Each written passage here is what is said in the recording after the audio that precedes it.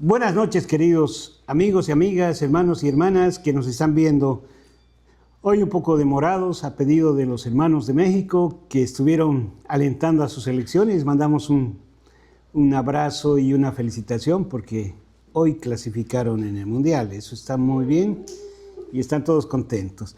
Bien, también mandamos saludos a todos los que nos ven en el estado de Washington, en el estado de Maryland, Virginia, Miami, Georgia, Indiana y San Francisco. Y también los que nos siguen aquí en Sacramento. Asimismo, también mandamos saludos a los hermanos que nos ven desde Puerto Rico, México, El Salvador. Y también mandamos saludos a los hermanos de Colombia, de Perú, de Bolivia, de Uruguay. En Europa seguimos mandando nuestros saludos a los hermanos de Portugal, a los hermanos de África que están viéndonos, que son los hermanos de Cabo Verde, nos están viendo también los del Congo y la misión que está en... ¿No en Filipinas? No, en Filipinas también nos ven, pero en el África hay una misión que nos están siguiendo, que es Angola. Les mandamos muchos saludos a nuestros hermanos y ánimo para toda esa misión que está en Angola, la misión hispana, que lo sostenemos en oración. Bien, para iniciar esta noche pues vamos a tener una alabanza como todas las noches y vamos a después tener el inicio con un tiempo de oración a cargo de nuestra hermana Cleo.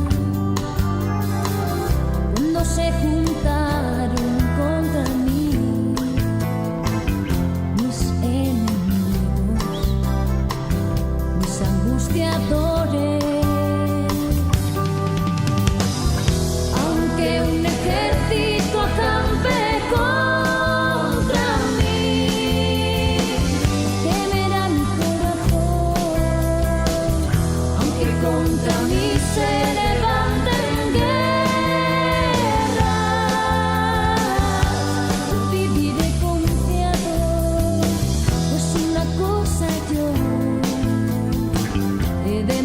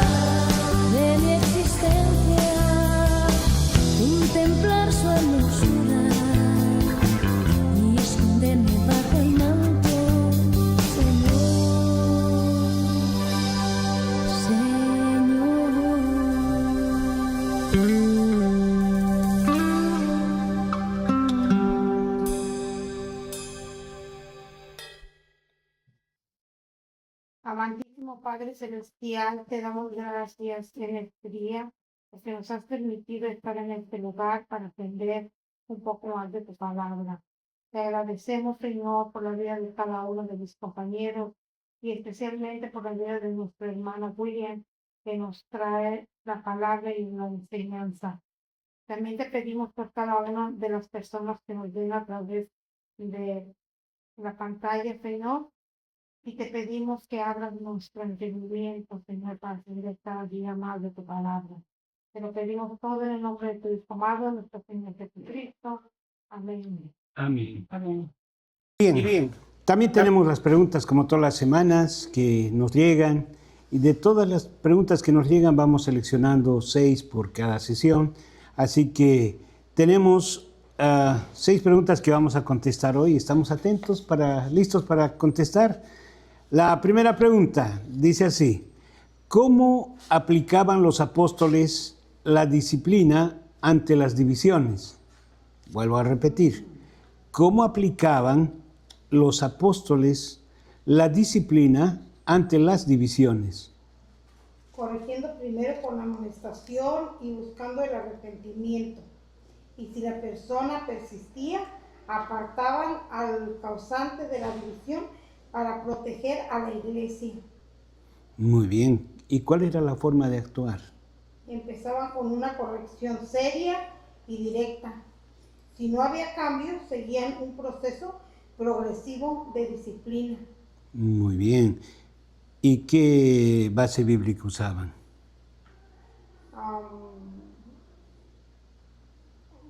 La meta no era solo castigo, sino restaurar al hermano y preservar la unidad de la iglesia.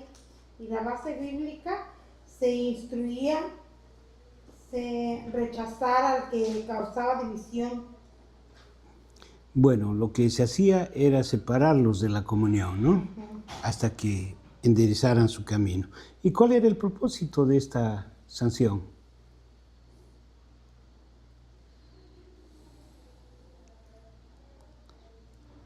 Lo que los apóstoles buscaban era proteger la pureza doctrinal que la iglesia debería mantener y llamar constantemente al arrepentimiento para que no exista pleitos. Muy bien, una estrellita para Cleo. Se ve que hoy vino inspirada, el triunfo de México la inspiró, ¿no?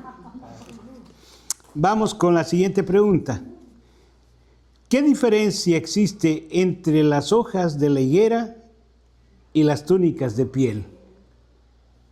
Que las hojas era como un intento de cubrir el pecado que había hecho Adán y Eva, y era como símbolo de vergüenza y era nomás como temporal, frágil. Muy bien. Y la piel es una cobertura que la provee Dios para ellos y es completa, efectiva, fuerte, y es un símbolo de cómo Dios nos cubre con su sangre, porque también para la piel se necesita sacrificar un animal. Ya. Entonces viene representando que la sangre de Cristo, Él es el que nos cubre también a nosotros, a pesar de que cometemos pecados y le fallamos, Él nos sigue cubriendo. Bueno, es una cobertura permanente, ¿no? La diferencia es que las hojas son coberturas temporales y ¿No lo hicieron ellos mismos? Sí, por eso es una cobertura temporal. Lo otro es una cobertura permanente. Esa es la diferencia. Muy bien, otra estrellita que vamos destacando con esmeralda. Vamos con la tercera pregunta. ¿Cómo comparamos el simbolismo de las obras humanas versus la provisión divina en Génesis 3? Que las hojas de higuera muestran el intento de ocultar la vergüenza por cuenta propia, mientras que la provisión de Dios muestra que solo Él puede cubrir la culpa y restaurar la relación rota. Muy bien. Entonces, ¿Cómo podríamos interpretar en nuestra actitud pastoral en la actualidad? Hay a veces que uno queriendo encubrir la culpa, el pecado, ¿verdad? La falla, el error, a veces la riega más. Y lo complica. Porque entonces a veces hay que mentir y sobre esa mentira se hace otra mentira más y sobre la historia de lo que pasó se tergiversa. Sin embargo, a través de la justificación que provee Dios, no hay necesidad de nada de eso. Dios cubre, como dice la palabra, ¿verdad? Cuando lo aceptamos, cubre 1000 faltas. Y el pecado que era feo, horrible, Dios lo hace blanco como la nieve. Así que Lo que tendríamos que entender entonces que no podemos ocultar. Que las obras humanas Que debemos declarar, confesarlo, para que Dios nos tome en cuenta ese lo arrepentimiento. interesante de esto, y yo creo que Clementina, ¿te acuerdas? Una vez hablábamos de los testimonios, ¿no? Y de cómo las personas a veces testifican, ¿no? De haber fallado, de haberse equivocado, y públicamente, ¿verdad? Reconocer que Dios los ha corregido. Pero hay a veces que la gente prefiere mantener esos errores secretos. Me pregunto yo. Bueno, en la actualidad hay muchas personas que fabrican sus hojas de higuera, ¿no? Y es eso lo que tienen que dejar de usar esas hojas de higuera modernas para poder simple y llanamente abrirse a Dios. Eso porque la Biblia dice que si confesamos nuestros pecados, Él es fiel y justo para perdonarnos y librarnos de toda Pero maldad. Muy el bien. detalle es la confesión. ¿Cómo se hace esa Es confesión? reconocer. ¿En secreto, privado o en público? En todo momento y en toda situación, Pues, ya como sea lo privado y hace público. Dios. dice que las obras humanas, cuando es obra humana, es intento de cubrir el pecado sin transformación real. Y la provisión divina es cobertura dada por Dios, ligada a misericordia y al plan de salvación. Muy ¿No bien. es que hay a veces que cuando confesamos públicamente eso trae un poco de vergüenza y temor a ser juzgados por otros? ¿Verdad? Pues no debiera ser así, porque debería sentirnos orgullosos de que tenemos un Padre que nos perdona y que podemos venir con confianza. No tiene por qué ser una vergüenza. Precisamente, esa vergüenza es la que te lleva a hacer tus hojas artificiales, ¿no? Y el enemigo le fascina tomar ventaja cuando Muy nos bien. sentimos culpables y con vergüenza. Qué bueno. Aún debemos denominar esa vergüenza porque da vergüenza pecar, No, da no, vergüenza y caer, confesar. da vergüenza equivocarnos, Y que no confesar. hicimos y confesar. Pero es necesario que podamos, Para que aceptemos y con todo y vergüenza necesitamos presentarnos delante del Señor. Vamos con la cuarta pregunta. Muy bien, esta ha sido una respuesta colectiva contundente. Vamos con la cuarta pregunta que dice, ¿por qué muchos teólogos y pastores interpretan Génesis 3:21 que el sacrificio de animales prefigura la redención? Repito la pregunta. ¿Por qué muchos teólogos y pastores interpretan Génesis 3:21 que el sacrificio de animales prefigura la redención? Porque por la muerte de Cristo, Él con su sangre fue que nos dio la cobertura divina, ¿no? Ujú. Es una muerte sustitutiva. A ver, vamos con la base teológica. Es un acto de cobertura divina mediante muerte sustituta. Dios viste a Adán y a Eva con pieles, lo que sugiere que una vida fue entregada para cubrir la vergüenza del pecado. Muy bien, o sea, es la base de la sustitución, ¿no es cierto? Que un inocente muere para cubrir el pecado de El otro. lugar tuyo. Exacto. Así mismo. ¿Y cuál es la idea central que sacaríamos de esto? Así como sacrificaron un animal, murió un animal para que Adán y Eva se cubrieran, así Dios sacrificó a su hijo para cubrir el pecado de todos. Muy bien. Exacto. Ese es el punto central, ¿no?, de todo esto. O sea, es por eso que se considera que es un evangelio, diremos, muy, muy previo, ¿no? Demasiado, diríamos, como un evangelio anterior. Sí. Protoevangelio. Sí, es un protoevangelio. Podríamos decir que sí, es un protoevangelio, pero justamente eso está demostrando esa línea de sacrificio y de sustitución y de salvación por la sangre derramada. Bien, vamos con la quinta pregunta que dice, ¿por qué algunos teólogos relacionan Génesis 3:21 con el concepto de sacrificio y por qué se considera la sustitución como un concepto clave aquí? Hay una idea pastoral, ¿no es cierto? ¿Cuál es esa idea pastoral?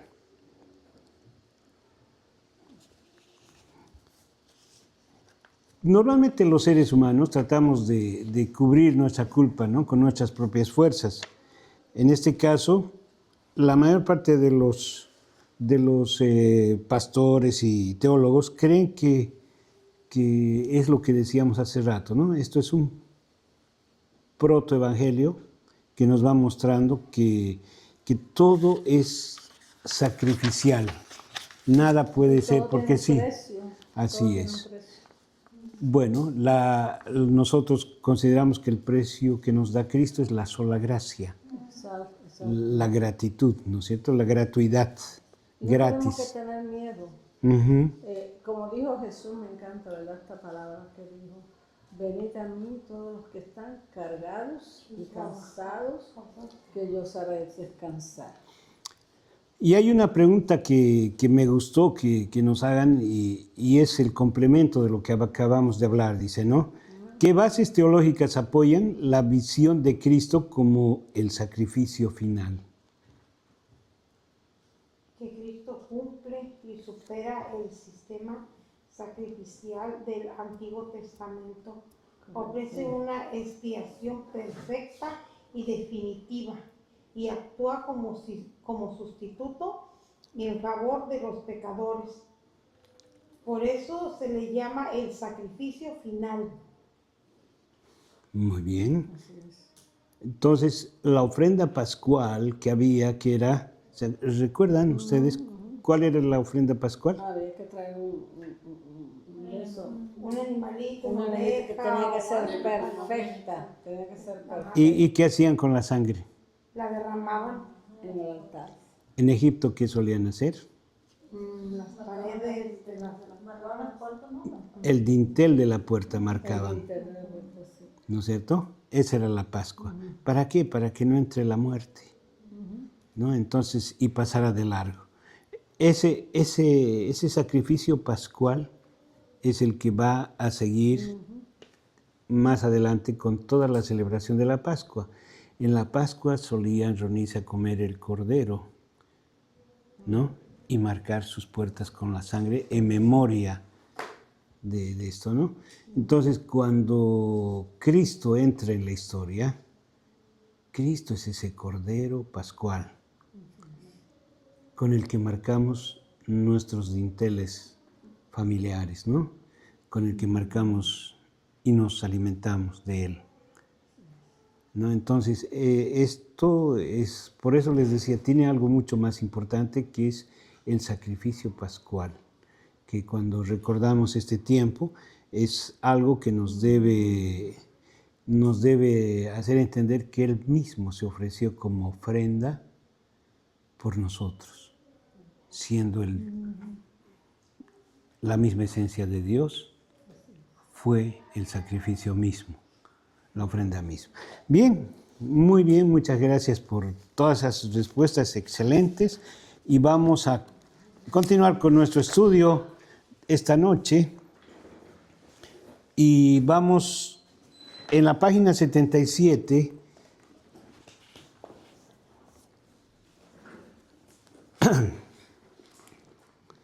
Encontramos en Primera y Segunda Crónicas algunos elementos fundamentales, pero básicamente en Primera Crónicas 1:9 encontramos la macrogenealogía desde Adán, ¿no es cierto?, hasta el post-exilio. Esto nos permite inclusive ver cómo se omiten a los que son reyes idólatras y todo eso, ¿no? Entonces, vamos a empezar la lectura con Esdras y Nehemías, Alfonso. Esdras, Nehemías, Esdras 2, 7 y 8, Nehemías 7, 11 y 12. Verifican pureza genealógica postbabilónica, incluyendo sirvientes del templo su linaje. Esdras 2, 59, 73. Incluyen hijos de los siervos de Salomón para trazar orígenes humildes. Otros libros, Ruth 4, 18 al 22, une Moab con David, Primera de Crónicas 3, detalla reyes davídicos, Esdras 8 lista exiliados, retornados. Y tenemos genealogías también en el Nuevo Testamento. El Nuevo Testamento concentra genealogías en los sinópticos, pivotando hacia Cristo como climas de la historia salvífica. Entonces,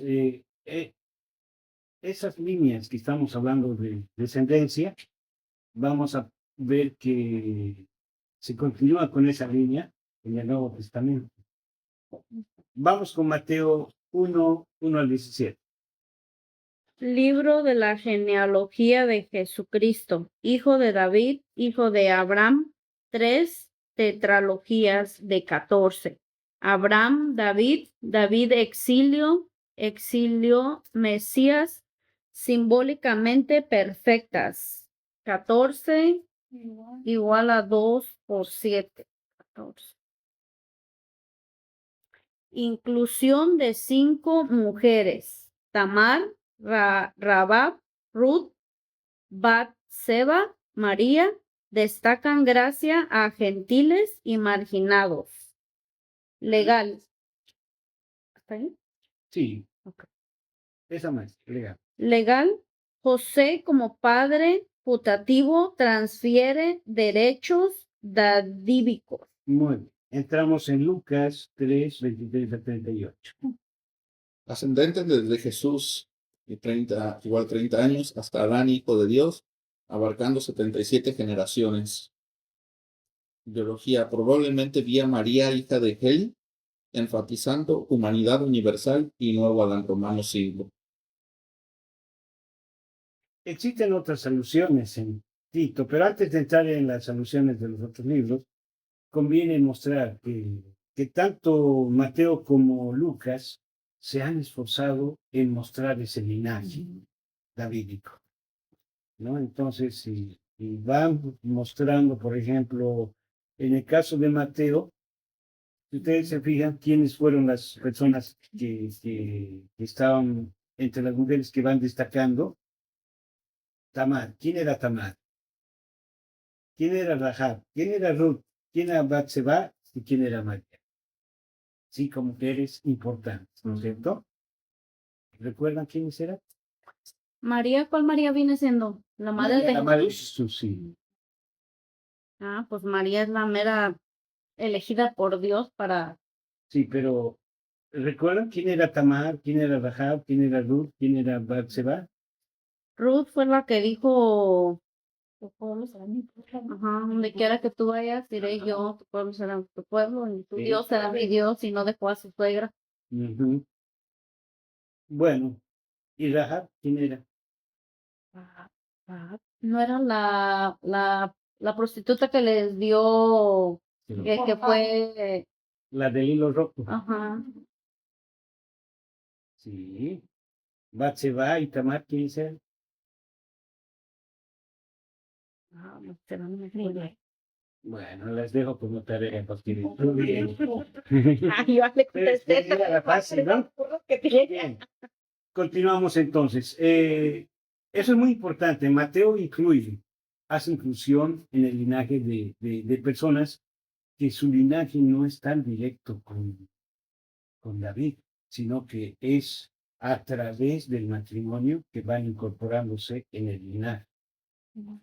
Esa es la diferencia, ¿no? Porque Ruth, por ejemplo, era una moabita y se casa con vos que era del linaje davídico, ¿no? Entonces, eso es lo que va mostrando, que hay personas que no tenían eso. Y en el caso de María, es a través de José. José tenía linaje de David, aunque solo haya sido el padre putativo de Jesús, ¿no? Entonces, eso es lo que va mostrando Mateo.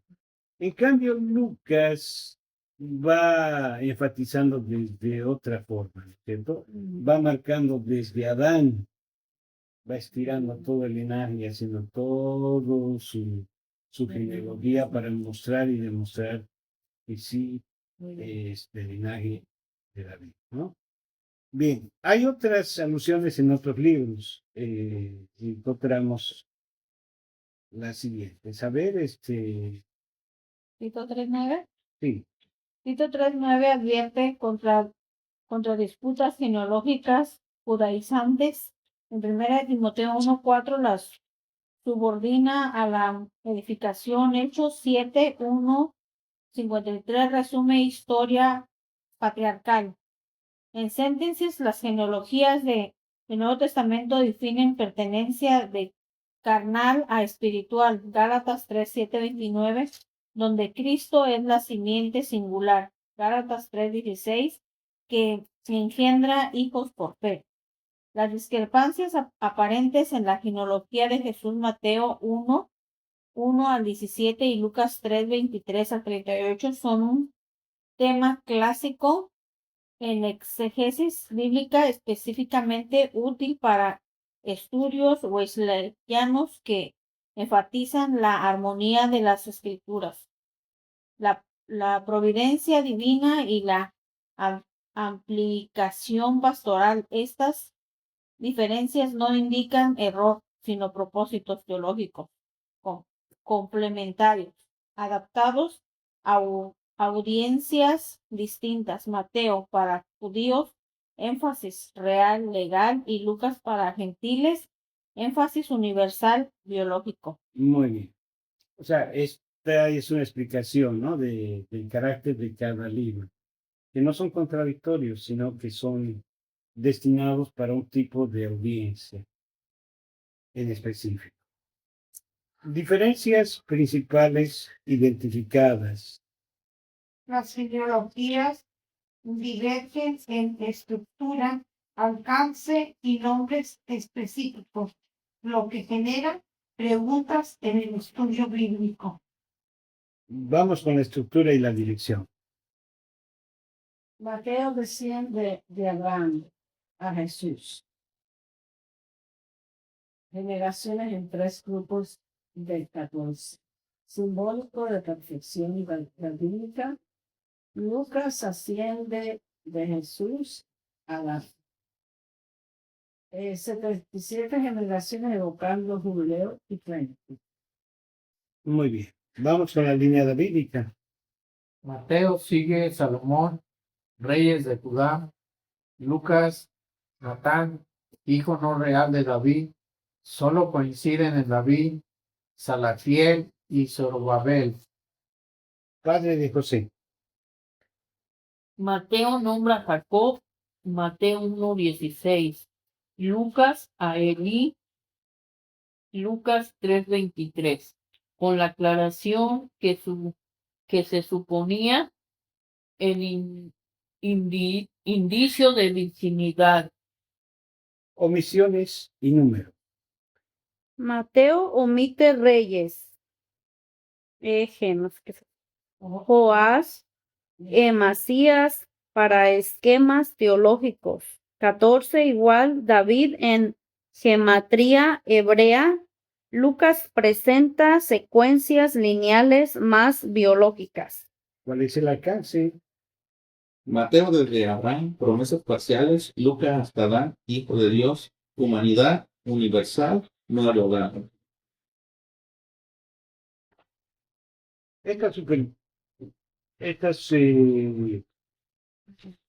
estas variaciones superficiales invitan a un análisis profundo para defender la inerrancia entre grupos de estudio. Pues vamos a ir viendo, digamos, una explicación en un cuadro que es a continuación, es una explicación, ¿cierto? Hay un detalle, hay una base teológica, ¿no? Y una aplicación wesleyiana. Dice, por ejemplo, en el caso de José versus María, Mateo, linaje legal de José, derecho real, todo eso va explicando y está la cita bíblica y también lo que muestra es la gracia por encima del legalismo. Y después tenemos el linaje legal versus el linaje natural, ¿no? Ambos vía José, según Mateo, porque existe una palabra en griego que se llamaba el levirato, ¿no? El levirato, en términos nuestros, sería la adopción, ¿no? Entonces, eso convergería, digamos, en otro tipo de teorías. Por eso es que cuando María está embarazada, José no puede hablar. ¿Recuerdan? Está todo el tiempo callado, porque el ángel le quitó la voz para conservar la virginidad de María y conservar la pureza y todo eso. Entonces, no entra en el tema del levirato por esa razón, o sea, no es un hijo adoptivo, sino es un hijo verdadero y auténtico. ¿Sí? No ha sido repudiado por el padre, ni ha sido arrogado, ni ha sido adoptado por el padre. Así de simple. O sea, es un hijo tativo, en términos griegos. Y lo mismo, los propósitos teológicos van en esa misma dirección.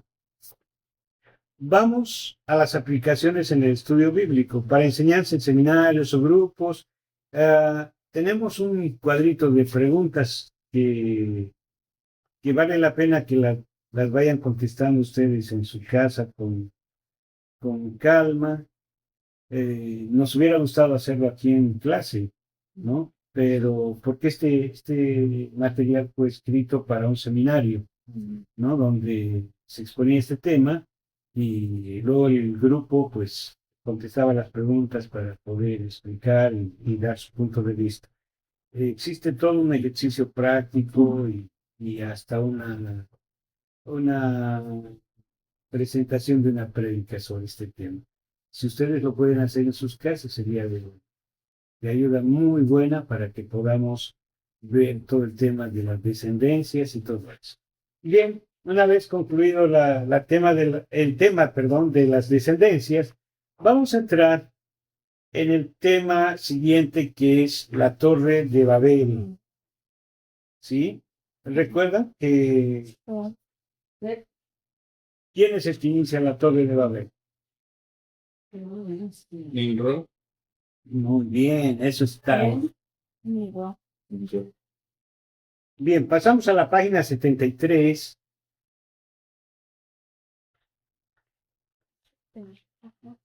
¿73? Sí.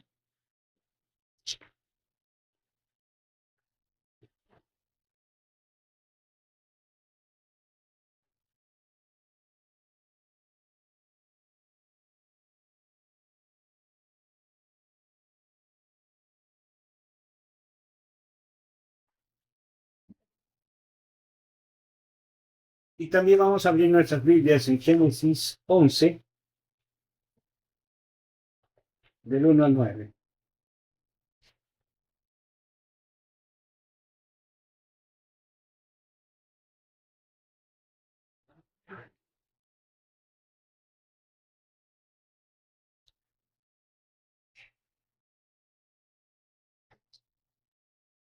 ¿Quién continúa en la lectura? ¿Me tocó a mí, no? ¿Quiere que lea Génesis? Génesis 11, del 1 al 9 vamos a leer. ¿Quién continúa en la lectura? A mí me tocaba Oh, ya. Entonces, Génesis 11, del 1 al 5, por favor. al 5, ok. Tenía entonces toda la tierra una sola lengua y una misma palabra. Y aconteció que cuando salieron de oriente hallaron una llanura en la tierra de Sinar y se establecieron allí. Y se dijeron unos a otros, vamos, hagamos ladrillo y cosámoslo con fuego. Y les sirvió el ladrillo en lugar de piedra y el asfalto en lugar de mezcla. Y dijeron, vamos, edifiquemos una ciudad y una torre, cuya cúspide llegue al cielo, y hagamos un nombre por si fuéramos esparcidos sobre la faz de toda la tierra. Y descendió Jehová para ver la ciudad y la torre que edificaban los hijos de los hombres. Vamos con el 6 al 9. Y dijo Jehová, he aquí el pueblo es uno, y todos estos tienen un solo lenguaje, y han comenzado la obra, y nada les hará desistir ahora de lo que han pensado hacer. Ahora pues descendamos y confundamos ahí su lenguaje, para que ninguno entienda el habla de su compañero.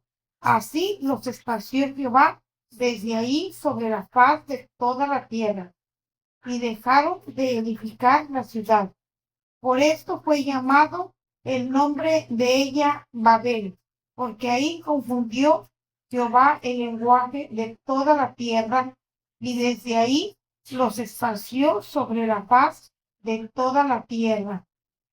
Tremendo, ¿no? Es impactante esa lectura. Bien, entonces ahora sí, una vez que conocemos la lectura, vamos a ir a la explicación detalle por detalle, que está en la página 73. 73.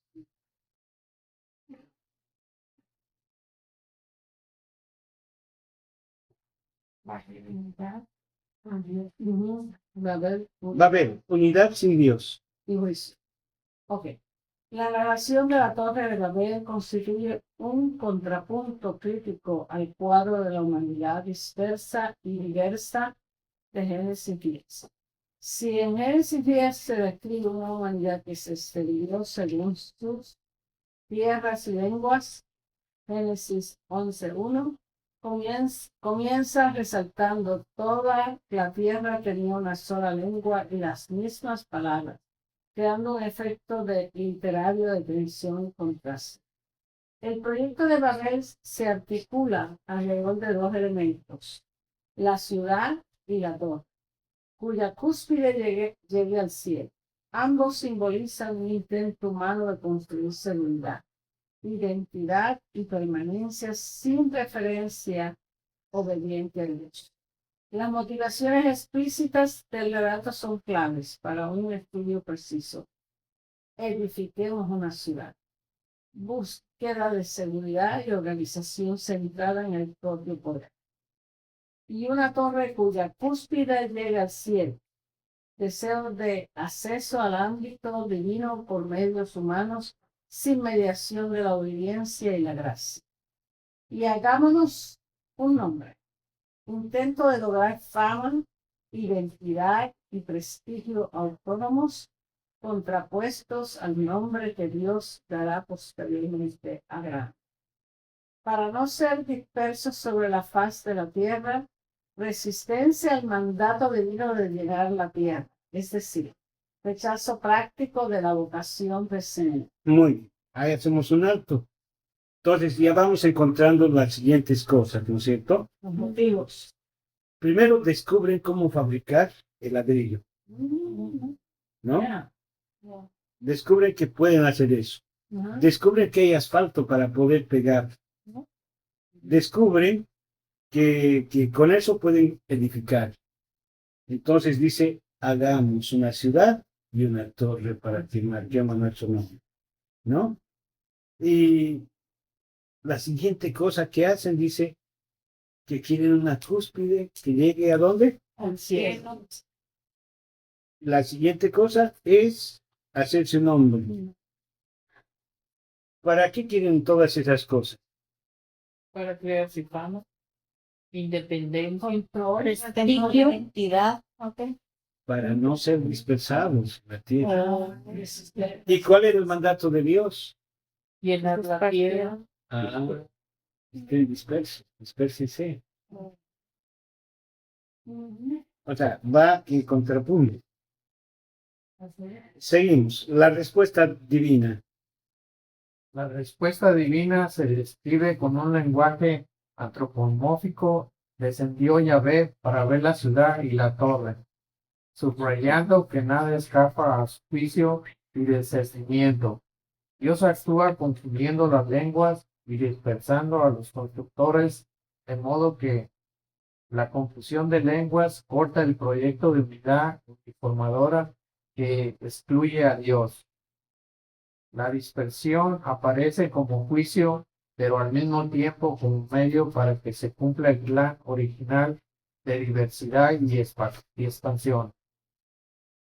Desde una perspectiva teológica, Babel denuncia cualquier forma de unidad que se construya sobre la autosuficiencia humana, la homogenización forzada y el olvido del Creador.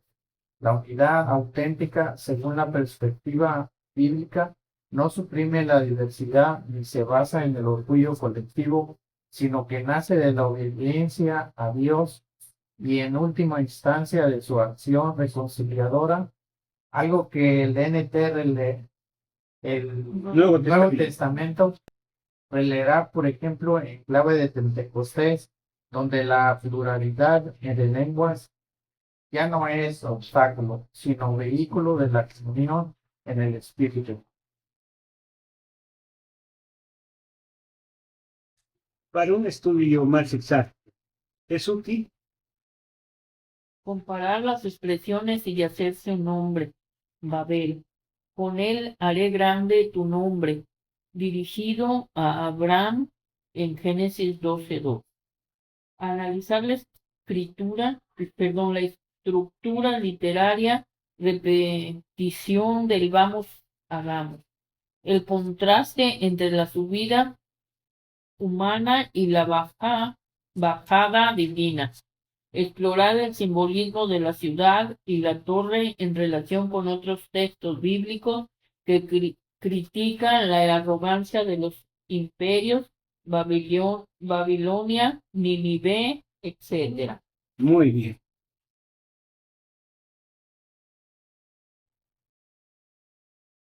Todo eso nos permite que podamos ahora contrastar todo lo que significa la Torre de Babel, ¿no? Hoy en día, si ustedes se ponen a hacer un análisis, hay ciertos poderes, ciertos gobiernos que quieren que haya un idioma que sea el hegemónico y el único y universal, ¿no? Que no existan más culturas. Pero este Mundial de Fútbol nos está demostrando que es más de lo que ellos pensaban, ¿no? Que hay más idiomas, más culturas, más participación y más de todo, ¿no? Que la humanidad es más grande de lo que ellos contemplan, ¿no? Que no está mirando más allá de su balcón. Sin embargo, en términos bíblicos, lo que representa Babel va a ser un tiempo de ver que no es el hecho de que exista solamente un monumento, una torre, ¿no? Hoy en día se han hecho miles de torres, mucho más altas que las de Babel. Si uno mira, por ejemplo, antes creía que el edificio más alto era el que está en Nueva York, ¿no? ¿Cómo se llama? Empire State. Pero después uno descubre de que no hay más alto, que hay otros más altos.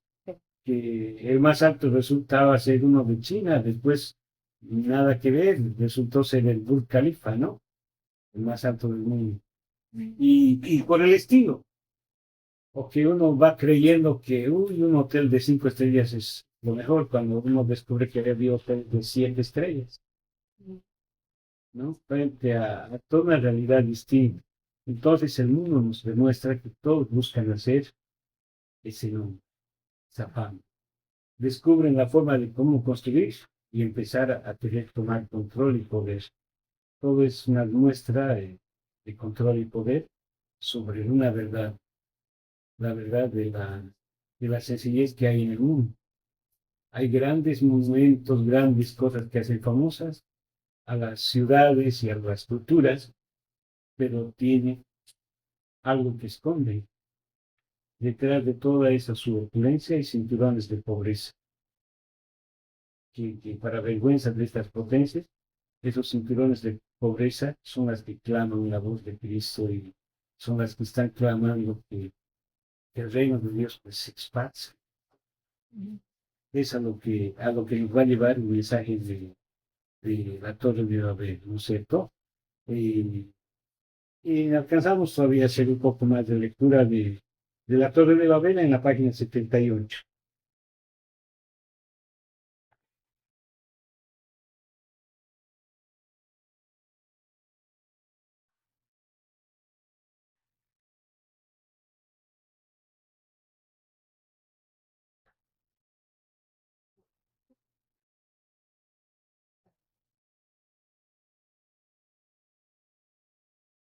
¿Listo? Génesis 11 del 1 al 9.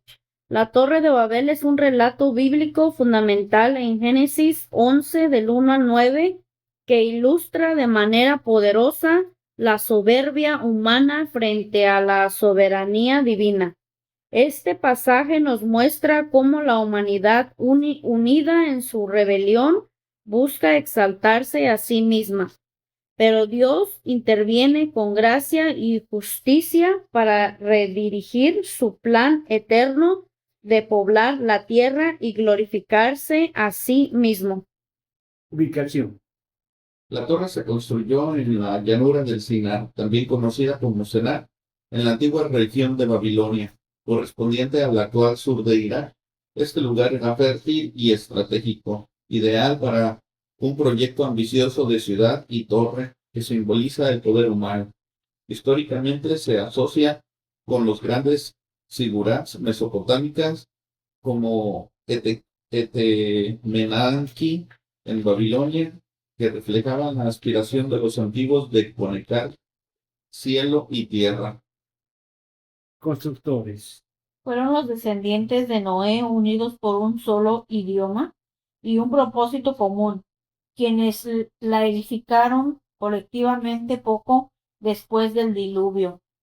La tradición judía y bíblica, extra bíblica, atribuye el liderazgo a Nibón, escrito en Génesis 10, 8 al 10, como un poderoso cazador y rey de Babel, a un hombre de gran influencia que impulsó esta obra como símbolo de dominio humano. Su unidad lingüística le permitía coordinar esfuerzos masivos, pero esta misma unidad se convirtió en el catalizador de su orgullo colectivo. Muy bien. Vamos con el objetivo. El propósito era doble: construir una ciudad con una torre, cuya cima llegue a los cielos, para hacerse un hombre y evitar ser esparcidos sobre la faz de toda la tierra, desafiando directamente el mandato divino de Génesis 9:1. Fructificar y multiplicaos, llenar la tierra. Buscaban fama eterna, autosuficiencia y seguridad humana en lugar de depender de Dios, revelando un corazón rebelde que priorizaba la gloria propia sobre la obediencia al Creador. Enseñanza principal. Dios, al ver su soberbia, descendió y confundió su lenguaje, haciendo imposible la comunicación y frustrando el proyecto. Así los dispersó por toda la tierra. Esta intervención divina enseña lecciones eternas.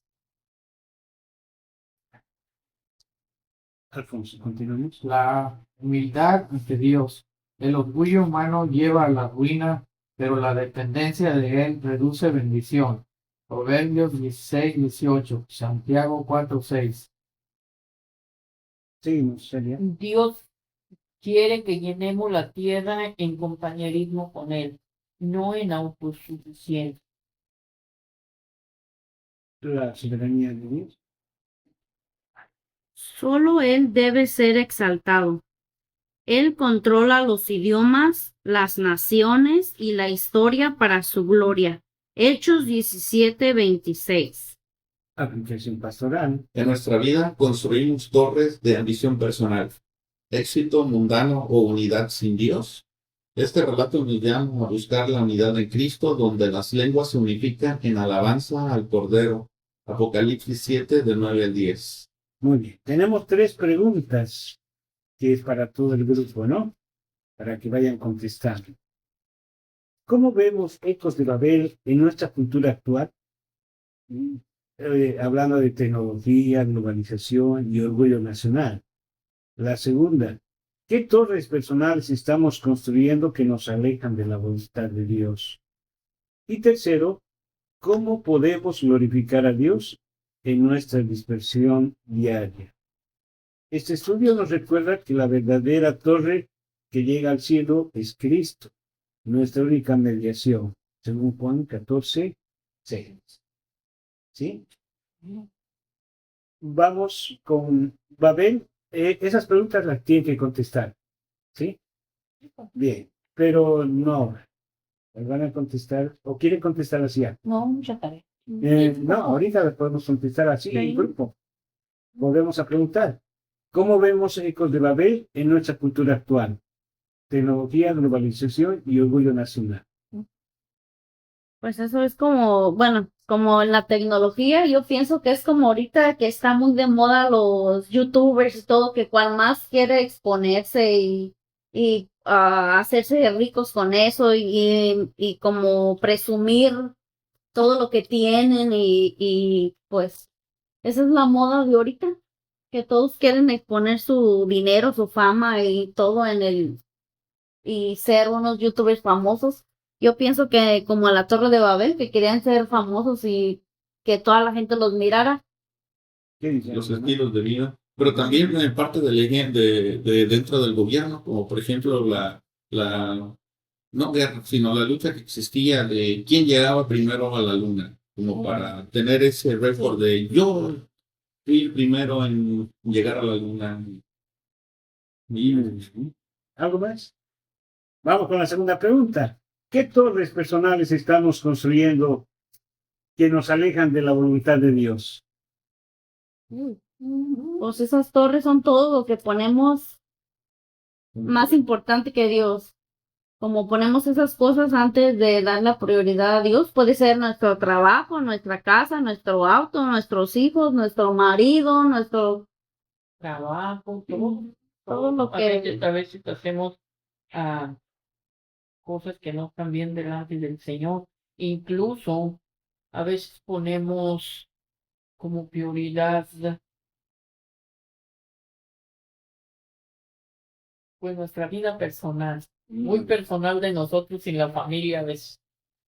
Y la tercera pregunta es provocadora, ¿no? Dice, ¿cómo podemos glorificar a Dios en nuestra dispersión diaria? Poniendo a Dios primero sobre todas las cosas. Siempre.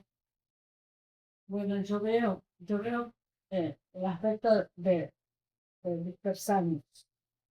Y es cuando a veces nosotros nos resistimos, ¿no? A adorar en un lugar en particular. Aquí es donde hacemos el trabajo de la misión. Y no hacemos planes para dispersarnos. Y para que el trabajo y el evangelio y este mensaje lleguen más allá, ¿verdad?, de nuestras áreas geográficas.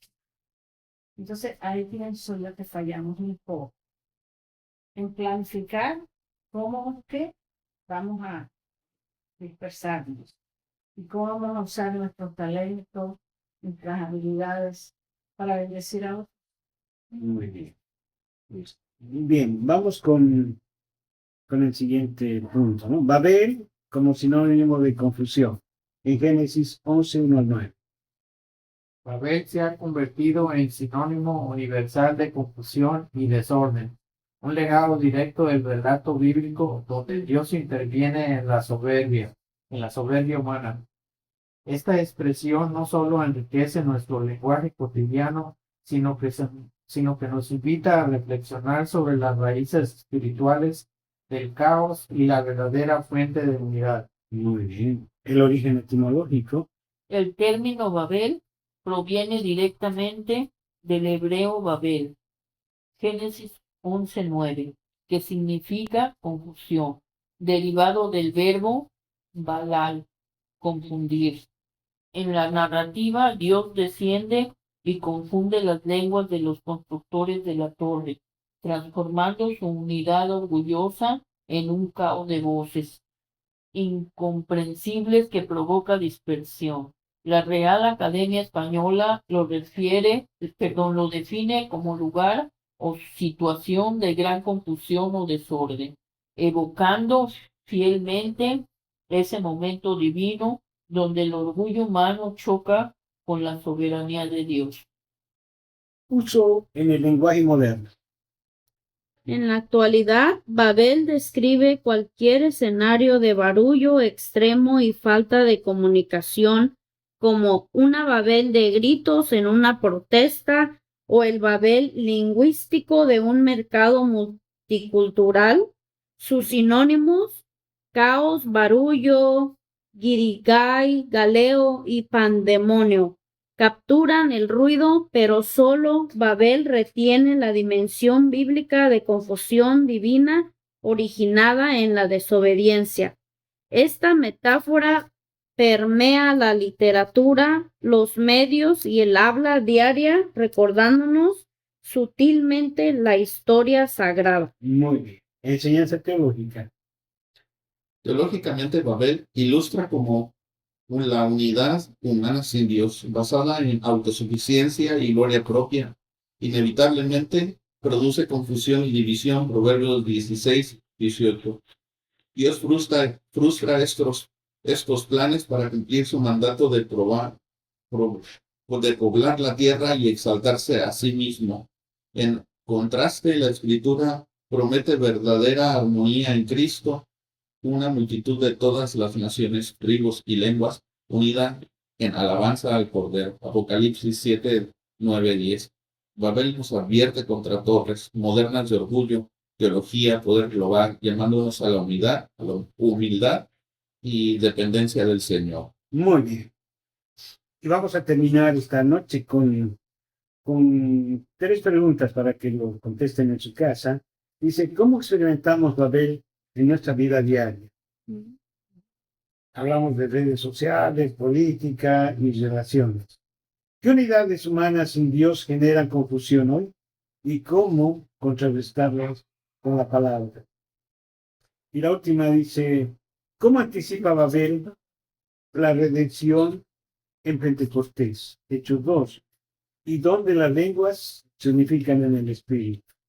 Este estudio nos urge a buscar la paz de Dios, donde la diversidad glorifica al Creador en perfecta comunión. Amén. Amén. Entonces, no se olviden, ¿no? Que hay confusión, pero también hay unidad a veces.